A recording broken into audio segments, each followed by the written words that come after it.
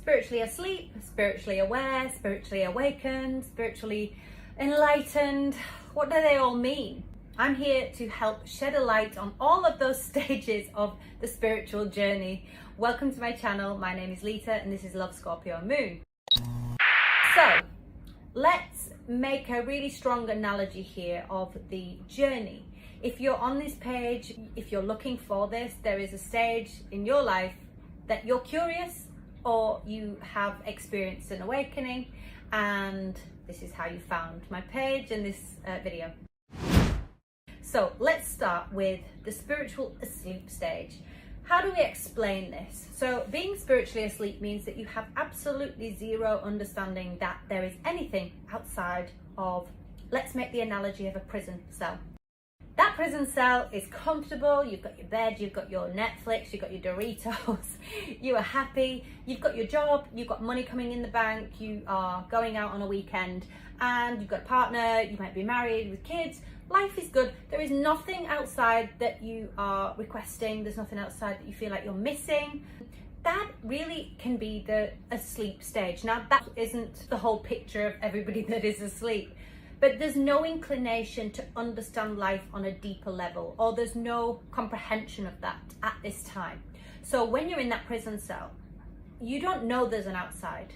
So you're comfortable, you're happy. Honestly, everybody's journey is different, everybody's karma is different, everybody's life cycles are different. But if you are starting to become aware that there is something outside of there, that's the tipping point between being asleep and being aware. So, spiritually asleep, you have no concept of the outside.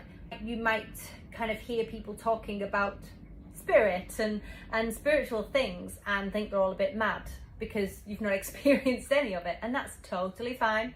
It's no judgment, totally fine. But then there comes a point with people that all of a sudden your environment starts to change. That prison cell that you've been living in starts to look different. You start seeing things that you never saw before. Like, so for instance, you might see the colour of something's changed. It's your perception that has started to shift. So this is when them blinkers start to move into a wider scope. You start to become aware of little things in the room and start to really wonder if there's anything outside of that room, outside of that prison cell. Because you heard something maybe once. You might have heard a scratch on the door that you didn't know there was a door there, and then all of a sudden a door appears and you're like, oh, I didn't see that door before. Why is there a door there? And then on that door you notice that there's a key code. Now that key code's on the door and you're like, I never saw that before, I never noticed that before. What is the code? That then starts the awareness, the journey of, okay, there is an outside here. How do I get outside? Well, there's a code on the door. There has to be an understanding in this room, or on me, or around me, because how do I escape it if I can't get outside it? So whatever it is not outside of myself. It's within here, within this space, that I'm going to find that answer. And so that then starts that little journey. I don't know whether anybody remembers those point and click games where it was like an escape room game. So you would find a coloured gem, or you'd find something that led to something else, or it fit into something else, and then that thing may have opened and given you another clue. And then eventually you've got a key and you can escape the room. This is the context of the awareness to the awakening. So it's a little journey. You start to feel it, you start to see things, you start to connect the dots a little bit. That's the awareness. The moment that you get that code and you start to leave that room, that is the start of the awakening journey. And this is where it gets really interesting, because when you walk out of that door, you have absolutely no idea what is outside of that door. You don't know where you're going to go. It is literally a void. You can look at that as a negative thing, or you can look at that as in a really positive way, and that this is something that is there to explore. So, are you ready to take the first step out of that door and into the darkness, because there is no light. You have never seen outside before. You didn't even know there was an outside. But now you're awake. Now you're understanding that, wow, I've been in this prison all of my life. I've never been outside of here. What do I do? How do I navigate this? I don't have anything. I don't have a light. I don't have anything on me. You can see though, you know that there are people in the prison cells next to you. And those people in those prison cells, they still have no context and no concept that they're in prison. So now you're thinking, how do I help them? You cannot help them move out of their prisons. That is their journey and that is their job. They don't have a door yet. You've got the door. You can see the outside door. They cannot see the door from the inside. So now you have to take those steps. Now you're going to start walking like a baby with brand new legs. Your knees are starting to strengthen and you're going to start to walk. Now you're starting to walk, but you don't have eyes because you're completely blind. This is a new world. It's a new sensation, but it's exciting. So you trust it. This is where you take the leap of faith. This is the start of the fool's journey. In the tarot, we call it the fool's journey or the hero's journey. This is the start of your rebirth. This is the start of the awakening process. It goes through different stages that I will explain, because some people are on different parts of their journeys and some people are navigating more difficult challenges in certain areas, and everybody's journey is different. So you start to walk, and eventually you come to a lamp, right? You've got a lamp. And so all of a sudden you can see in front of you. You start to see. You can't see in the long distance, but you've got this lamp. It is the Hermit card in the tarot that is representing being able to see in just what's in front of you and trusting that every step that you take is taking you closer to that something that you're searching for. So now we go from leaving the room, searching for something outside of the room, to being outside of the room, searching for the next step in that journey. And so as we progress through the journey, it's still dark around us. There's no one really we can have people that help, like myself, guiding the overall picture of the journey. But when it comes to your own spiritual journey and your own experience, that is yours and yours alone. Nobody else can do that for you. It has to be you. And that's where it gets difficult, because it can feel like a lonely road, but actually it is your awakening. This is where, you're born into this world. You don't understand the concept of the outside world when you're still a baby. A baby, when it's in utero, does not know that there's an outside that it's going to enter. We are the same when we go through the awakening process, that rebirth. We go into another journey that we didn't even know existed. So how do we know that the next one after that is not another complete world, which we'll go into on another video at some point. So you've got the light and you're navigating, you're walking, and you're trusting this journey, and new insights start to come to you as you're journeying. And then eventually you start to see in the distance there is a light, and it looks like a lighthouse, and it's right in the middle of this choppy ocean. Right? So now you've got to learn how to navigate yourself over that choppy ocean to that lighthouse, to that stable understanding, which I would call the enlightened stage, because it is more solid. In that shaky world around it, it's the one solid object which will become yourself. You will embody that energy once you get to this stage, once you move past that void, that dark night of the soul, and move into more peace and understanding. But it's going to take some time and it's going to take some work, and that is absolutely fine. You are not going crazy. It is part of the process. And what I always suggest is people trust that this, even if it feels really strange, even if it feels alien to you and confusing, and it feels like sometimes you're taking 20 steps backwards, as long as you're in gratitude for the journey, as long as you're trusting that that leap of faith that you've taken is taking you somewhere wonderful, even if there's setbacks, you're on the journey. So once you get to that lighthouse, what happens? Well, you just understand and embody what you've just experienced. You understand there is more. You can connect to more. Your neurons are firing so much faster and your DNA is quadrupling. You're growing. All of you is growing. And so when you do reach the lighthouse, you are illuminated. You become then a light for another person on this journey. And when that next person in the room next to you starts to knock on the door and go, there's a door, there's a key, there's this, then they open their door. They might not have a key card, they may have a regular key. So that particular person's journey, they may have to travel over the desert to get to their lighthouse. It's their journey alone, and others can only help to a certain degree. It is like the Matrix. If you haven't watched the Matrix, you need to.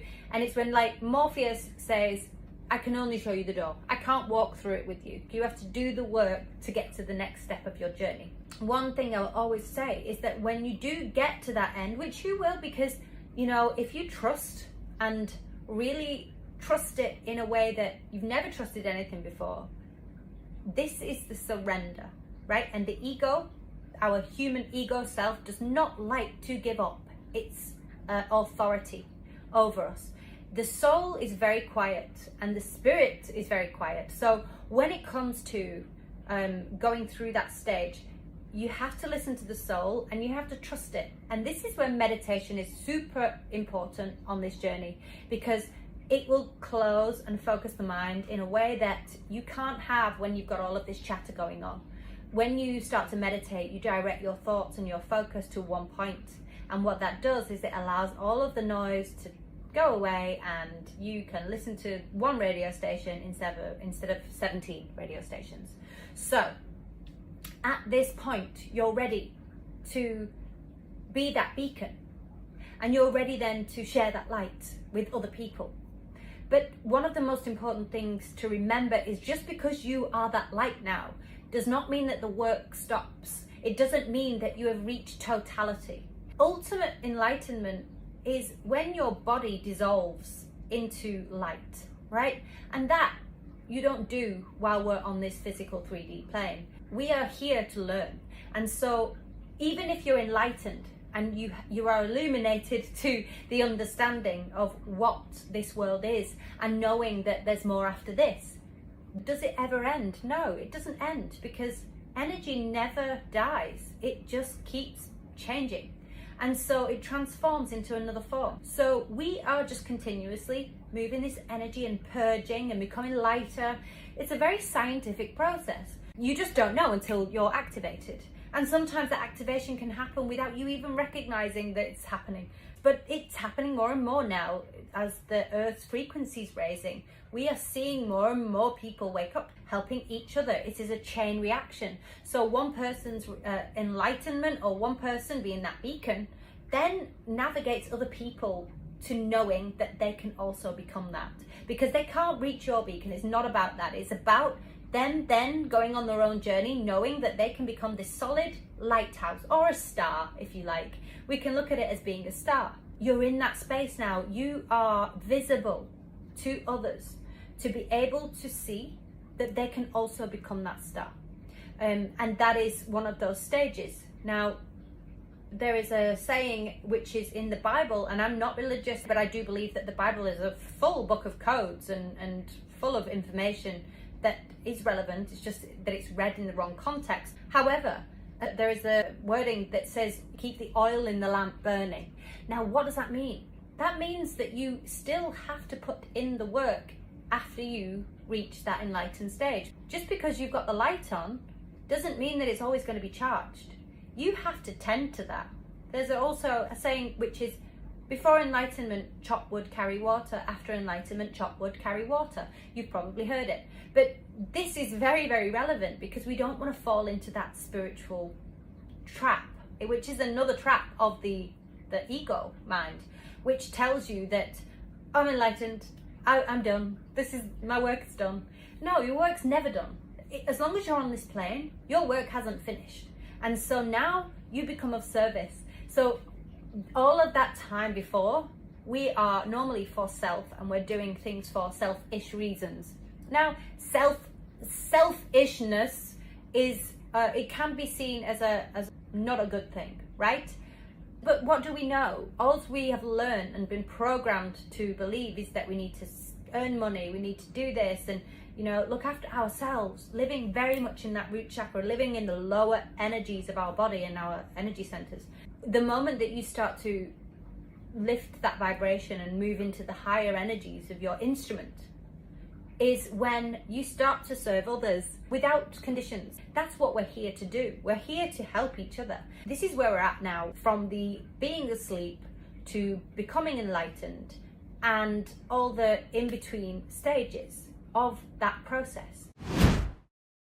Is there more after enlightenment? Most certainly. You know, I can't levitate yet, which I'm really disappointed at. But maybe one day I will. And this is the beauty of the journey. You've got to trust that whatever is for you in this lifetime, you are going to experience it. And even if the journey for you is that you only reach the awakening stage of going through the void, you have cleared so much karma from the collective energy. You've done a divine service by putting in that work that is necessary to keep things balanced. If you trust that each step of your journey is purposeful and you are helping others in the process, even though it's your journey, on a bigger concept, of course, we are all one energy. So you're helping the whole of the energy recognize oneness, which is where we're heading in these times. We are moving back to our angelic beings.